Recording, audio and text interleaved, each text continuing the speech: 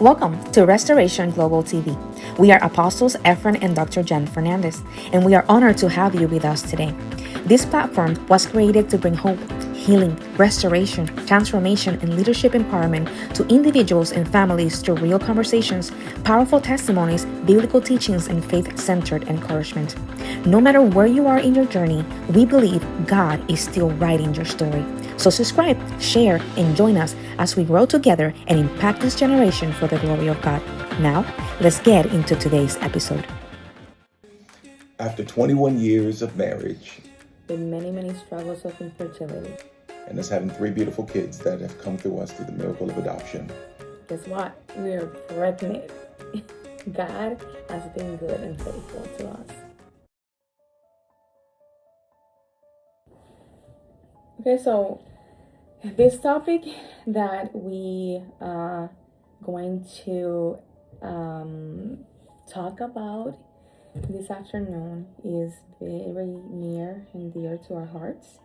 It's literally our story from the beginning and our struggles, and so I'm excited to be able to talk about it. And so when we thought that our life was completed, God take a turn. And we realized that, wow, you are still writing our story, and we glorify God for that. So we're gonna talk about the weight and our infertility struggles, the adoption, and the unexpected miracle in this season in our life. And we want to be able to break it down. I don't know for you, but for me, throughout our 21 years of marriage, struggling with infertility, testimonies like this give me hope, a lot of hope, and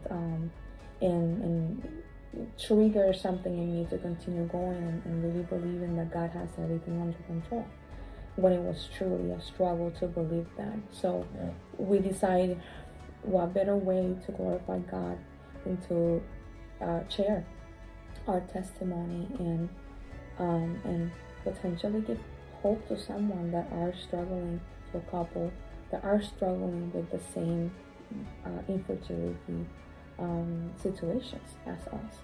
Yeah, no, I think certainly it should inspire anyone to just trust and believe, specifically in fertility, no question, but in any other question or doubt that you might have whether God is listening.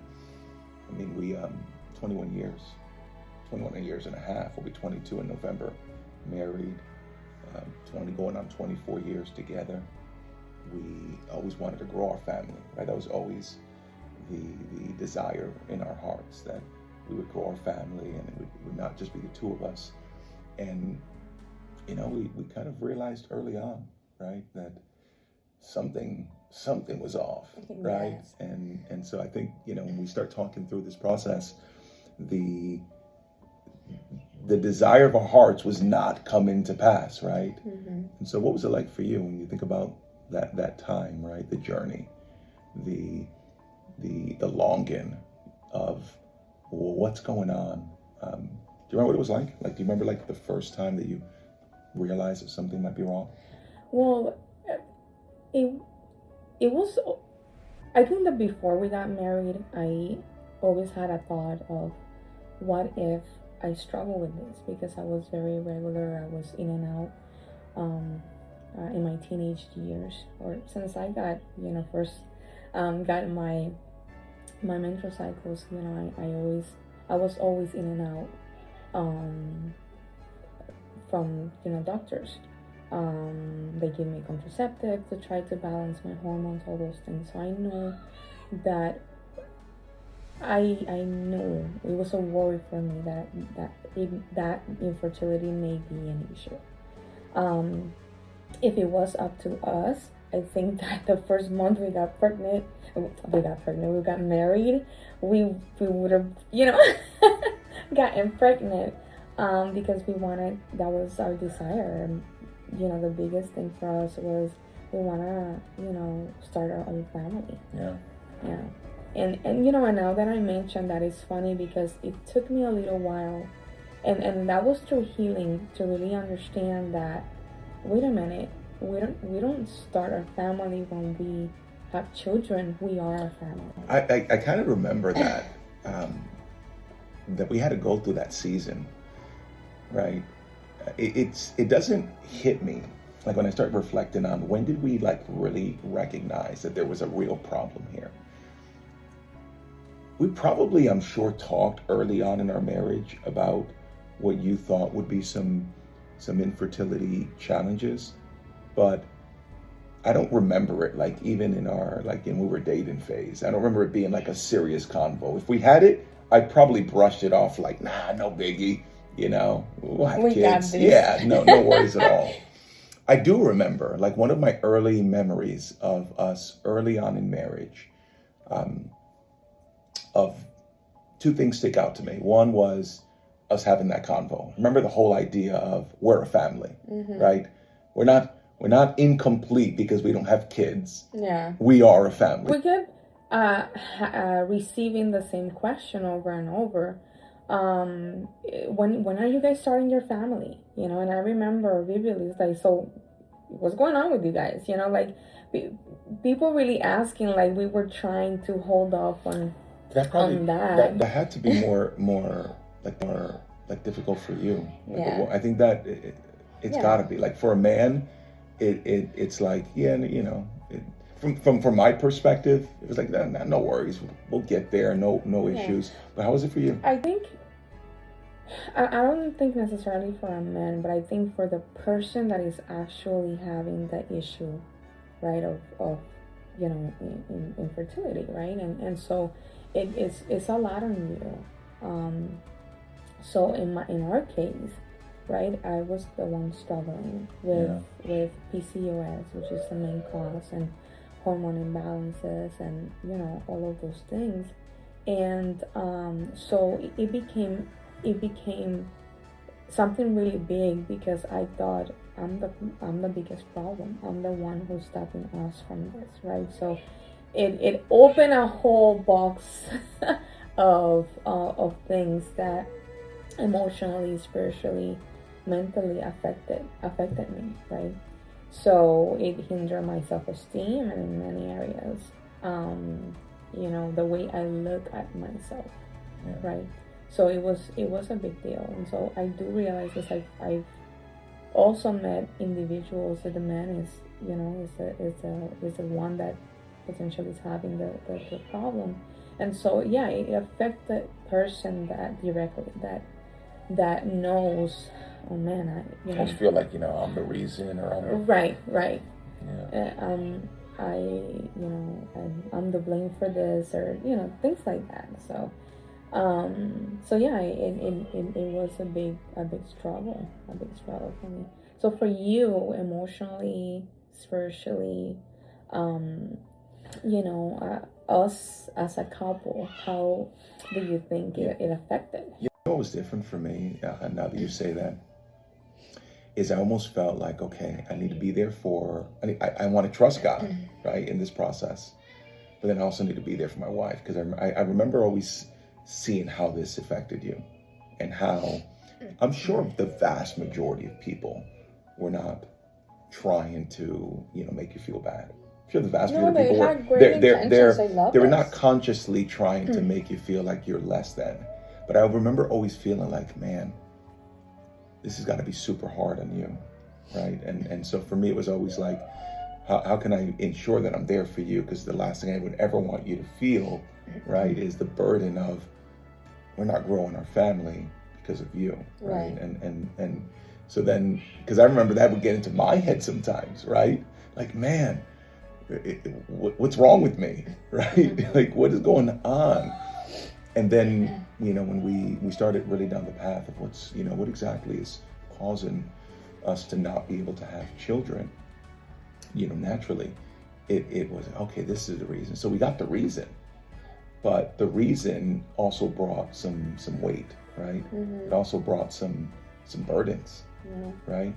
And that, okay, now we know, but we can't do anything. I remember. We feel so far away from actually having kids now. I remember we saw ever. so many specialists, and they were all really good. But I remember we spent a lot of money into it. Yeah. I remember the sense, and so many times we talked about this, but I remember so many times being like, okay, none of them say you can't. None of them ever said like, well, by the way, you have PCOS, so you can never have kids. No, it was you have PCOS. And you have 1%. Can, but it is extremely difficult. Like you have 1% chance of having a child. Yeah, so it was like you might as well have just told us, like, just removed every single, opportunity of it, because it was almost like that 1% made it feel worse. Right. Because you can. But this is just the one sliver of an opportunity. And it's like, it was hard.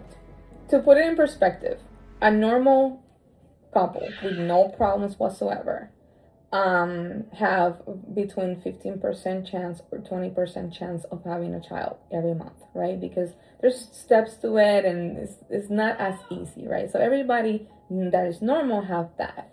And that's counting that all of the stars, everything aligns for that to happen. Yeah. Some couples are more, I guess, blessed than others or lucky than others. I don't know if that's the right expression, but for us, 1% chance meant, oh boy, and then more than that. Now then we start, thank God you were making, good money at your job, and we're like, okay, let's do whatever we can to be able to have a child through treatments, through everything we need to do, right? Yeah. And I remember I even did acupuncture one time, but we did many treatments, IUIs. Countless IUIs. Yes. Obviously that did not work. And so we finally, because the doctor wanted to take us to stages before we head to the in vitro treatment.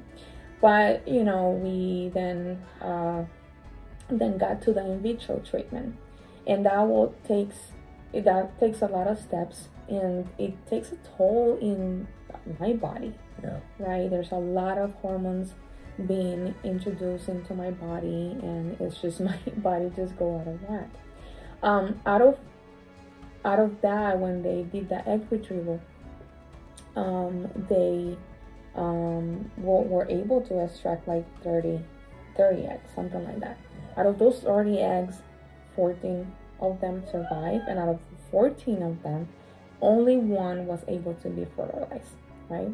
And that one was introduced or placed inside, and it didn't really last.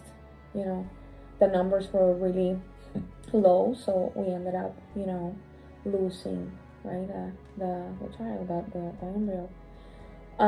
So that was very devastating, because then we had so much hope in IVF. Yes, we did, right? And so that then made me think, okay, so it's not only an issue of me ovulating, but then now does Efren and me work? Do we work together? If we like 30 eggs retrieve, and then is my egg, and I don't know, it's just so many things that you go through. Yeah. And you're like, is it even worth trying? So many questions. Because you don't know. Doubt in all this, doubt just keeps being piled on. Yes. So going through the treatment, I think it was necessary, because in a way we needed to try. And God allowed us to. Because because you know what, it was in our system. And but it just didn't happen for us. Let's get the timeline right. We got married in 2004, so we started IUIs probably 2010, 11, something like that. Right I think it was 2010, 2011, 2012, something like that. Right around there. Yeah. And then IVF was 2000. I think it was probably 13. It was 2013. Yeah. And so I mean, I think that we needed to go through it to take it out of our system and stuff like that. There's, for some couples that works great. It's just not our story. It didn't work. And so at that point, I was like, why? Do you remember the call? Another no. Do you remember when the nurse called? Yeah. The nurse or the doctor that The called? the nurse called and she's like, so you're pregnant? And I'm like, okay. However, the numbers are very low. And you are going to lose, the baby. At that point, I didn't want to talk to anybody. I didn't want to do anything. All I wanted to do is shut myself in the room. And I think I remember telling you, you know what, I'm gonna be okay. All I need is time with God. Because I think like Job, I needed to go. I'm gonna talk to you. And I think that there's no better place than that. But I needed to cry it out. I needed to take it out of my system. I needed to ask. And I needed to be myself before the presence of God. And I know if I did that, I was going to be okay. And God would help me through it. But, oh my gosh, I'm getting emotional talking about it. But it was a really, really tough time. It's like, wow, I'm actually for the first time able to say I'm pregnant, but it's not. It's there, but it's not, So I gotta tell you, I just start reflecting on that journey, those few years, like that 2011, like that 3-year period, 11, 12, 13, we had so much hope, and every time it was just shot down. And I remember, you're like Superwoman, right? You've got like this superhuman strength to just get through things, right? And it was hard. It was super hard. And you I know I kind of just asked the question, but how the heck did you actually get through those things? And I know that, first off, we are people of faith. You have amazing faith, right? So I know you trusted God in this process. I know that you put all your faith and confidence in Him, but you're also just a person. And you have this weird ability of being so inspiring with your faith, but then also real raw, where sometimes it's like you just like let out your frustration, anger, like you're very genuine. I always thought like one of your greatest qualities, one of the things that you're so good at that balances us is, you have this ability of just being so raw, right?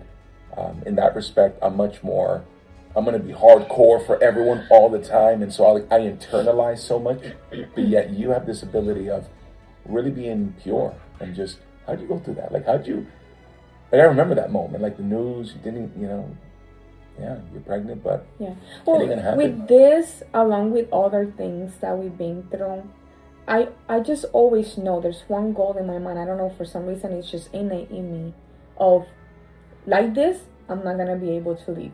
So I need to do whatever I need to do in order for me to be able to heal and move on, right? And I know for some reason, I just always, not for some reason, I know that the first step is I just need to open my heart and lay it down.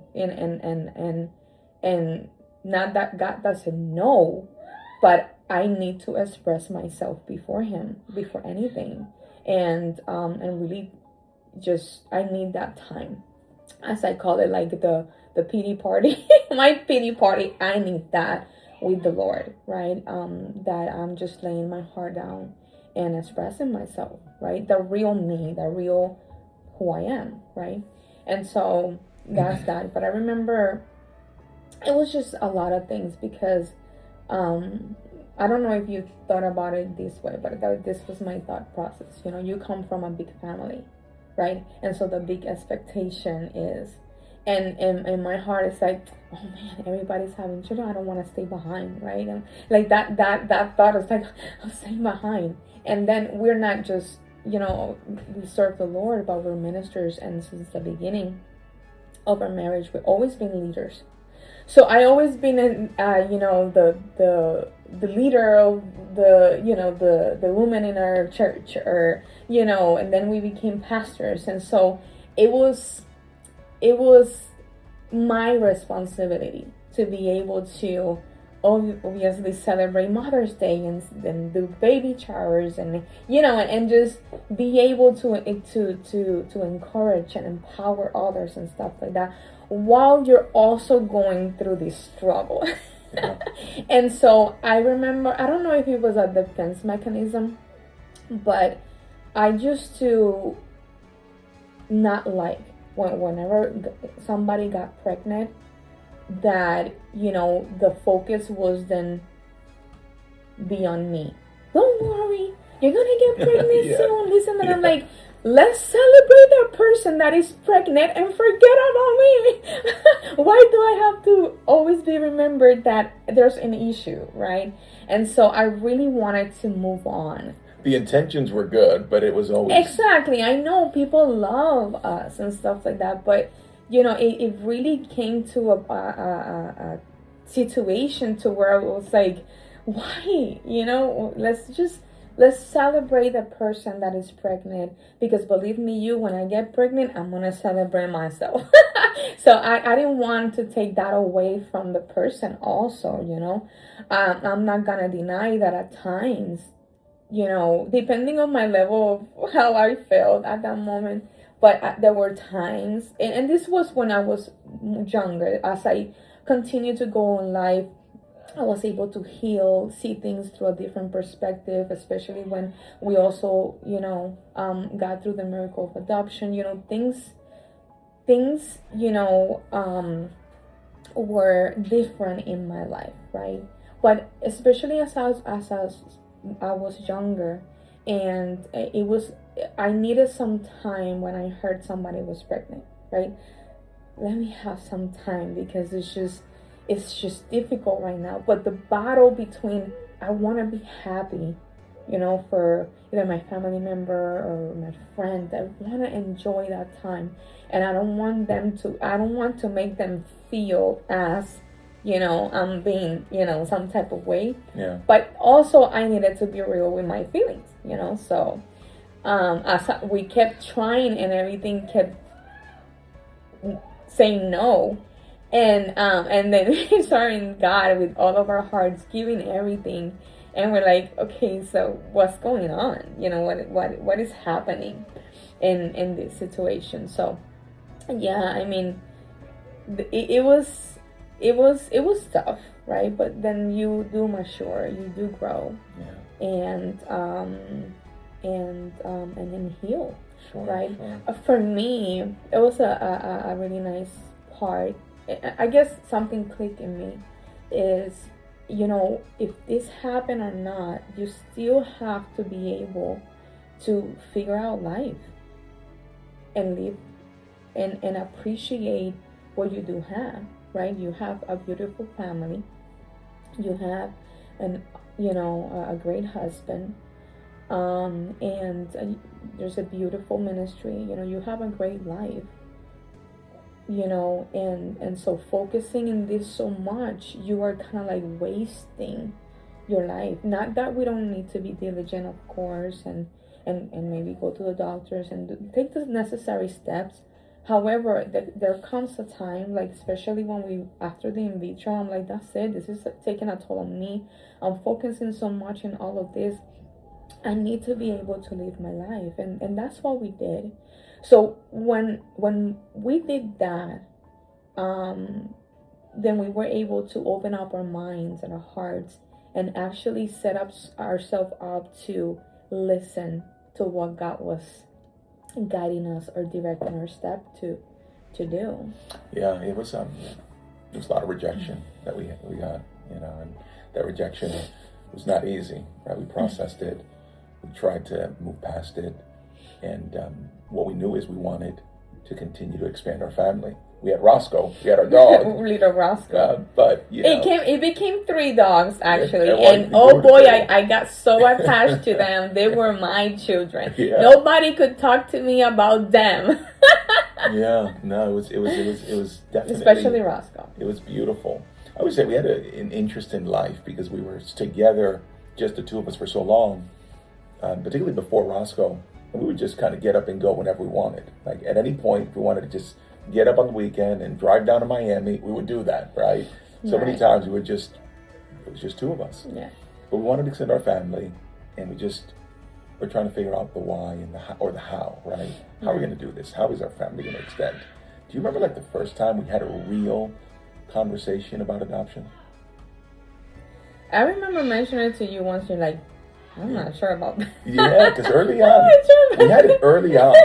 We had the convo like early on, and it was like, adoption? And again, for somebody that just doesn't give up, it's just weird, right? I process things so differently. I'm not going to give up on us, I'm not going to give up 1%, half of 1% chance, we can still do it. And like, well, we're trying to do it. This isn't the issue. And so adoption. Having children for us is not a 2-minute thing. It's really a lot of money. Yeah. And a lot of time. Yeah. And it was, I do recall after IVF, that was like definitely a breaking point. Yeah. It was a seminal moment in our marriage, in our life, in our story. We didn't realize how much, but I remember it being a very important moment where the marker was down. We're done, right? We're done with all, the we're going to do this, and we're going to go to doctors, and we're going to try to find the way to get this to happen. I think the IVF cycle was kind of like, for me, the moment where we both said, enough's enough. We're not going to build our life around what do we need to do so that we can grow our family. Yeah. Right? Yeah. In terms of like we our just bodies. really want to be, yes, we want to be parents. Yeah. We want to be able to grow our family. So it came down to that. It's like, okay, we tried everything. We did everything. You know what, God? We finally listened, right? We're ready to move on. Finally? All right, we hear you. Then I do recall, the convo back when we were in our Stillwater home, and it was like, okay, we got to figure out the adoption could be the path God has for us. And I remember we went we just started researching a bunch of different agencies, and then looking at a bunch of different alternatives. And, I do remember us being very clear, like, okay, it's definitely we want newborn.